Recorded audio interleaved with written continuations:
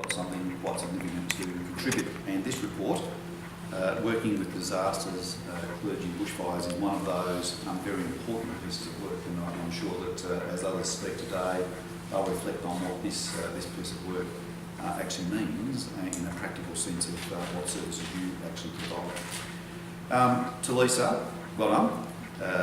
It's been not quite 12 months, but a busy period of time to be able to pick up these stories, be able to put them together, and make sure that they are in a way that there's a series of recommendations that can be applied. And I'm sure others will talk about it. I know that Stuart will, what it means in his role in leading the Council of Churches, particularly in the emergency management area. But it's interesting, the journey is a journey, and since 2009, emergency management in Victoria has changed, and it's not just because of we had a bushfire. If you think of 2009, we also had a heat wave, 374 people lost their lives in the end of January. We had a bushfire that this report reflects on. But later in the year, we also had a pandemic, and it was a pandemic that some will say it was a pandemic we never really had, but it was treated as a pandemic and had the potential to be everything of a pandemic. And so 2009 was one of those years you think Victoria had all those things. But what's come from that is the fact that we've respected and understand the losses we've had, and we still do today, which is very important. But there's been significant change, and there's change that occurs every day in this space. And I'm lucky enough to be in a lead position about what emergency management means, but it's actually about people. Our industry is a people industry, and it's people of what they do and how they do it. It's communities, it's how communities see themselves and how they behave. But more importantly, when a traumatic event such as these occur, it's about how we support them. And that support means different to different people, but we've got a fantastic network of organisations that do this and do it well in Victoria. And although we are changing, we've got to make sure we take all of those things that we've built over decades, and the fathers before us have actually built on and on. And I've got to say, within this sector, and certainly working with Stuart with the Council of Churches, it's been a story of success, and a true story of success, and I'm sure others will talk about it. But my reflections show that we've been able to use a network of organisations that are driven by people to connect to people. And that's pretty powerful. That's actually very powerful. And I also talk now about what are the trusted networks in communities. And the trusted networks are those that are there all the time, that are led by community members. Not only are led by community members, create leaders, create opportunity to lead. And that's something that's very important in the fabric of our community, because there's some things we're going to have to watch in years to come of how we do that. And communities are changing. You know that, I know that. That doesn't mean that we've got massive change, but we need to evolve through those changes. And I think a report like this reflects and understands the things you need to do.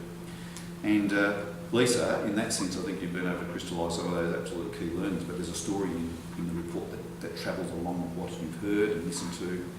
And every page there's something in there that's rich about where we've come from, but more importantly, be able to put it in a way that guides us into something that is the future.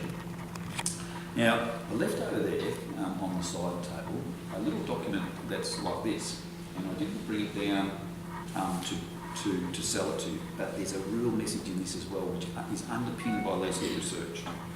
We've set some direction about emergency management in Victoria, and when I say emergency management Victoria, it's now, we've been able to connect in these last lot of changes, the before, during and after. And I say it as simple as that. We can talk about the preparedness and the response and the recovery, but many of the people out there, the community members, don't actually understand those words. But they do when we say the before, during and after, they actually connect to it. And it's a way of connecting and then understanding what we mean by that.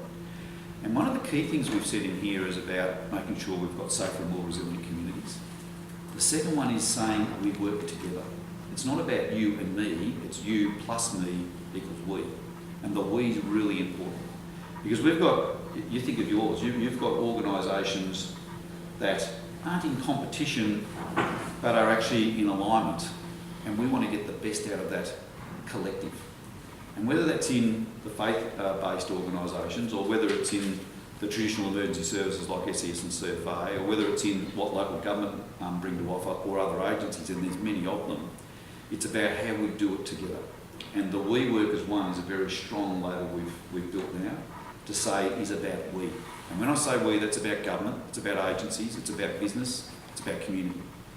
So the we is not exclusive, the we is the total inclusion, and it's a very important direction that we think sets the next underpinning foundation of the way in which we work. And the other thing about emergency management, we are making a fundamental change that we used to use the term emergency services, and emergency services was that traditionally was the red and blue lights. Those that were in the response phase. By moving to emergency management and badging of that is the inclusion bit as well, that it is the before, during and after. And, I've seen it, we've seen the TV, sometimes it's focused on those that have got yellow overalls and green overalls and orange and the orange overalls. And the ones that are doing some really hard work, particularly in the relief and recovery, don't always get that acknowledgement. And that's one of our aims, to make sure we acknowledge all of the good that's being done, all of the challenges that are being faced, and how in which we make sure that that is the direction. And that's, when you read this report, it underpins that. It talks about what your part of the we needs to do to make sure it's a systems approach to what we do. Now, I might leave it there because there's a number of other speakers, and I certainly don't want to make sure I'm the one at 25 minutes past that's still talking, except to say, Lisa, congratulations, those that have sponsored this. It's a pleasure to be here today on what is the launch of this report. It's more than a report, it tells a story, it sets direction, and it's one of those key issues that we'll be able to use and make sure it's used in an effective way in what is the emergency management sector of Victoria. So well done, congratulations Lisa. To those that have championed it, it's a credit to all of you. It's been done in a short period of time, which is even better. How many times do you see a project that goes for 4 years and we wait and wait? It's been a number of months and it's been achieved. So congratulations to all that have been involved. And it's a pleasure to say it's launched, and we'll now hear to some of those that can tell us the story behind it. So thank you.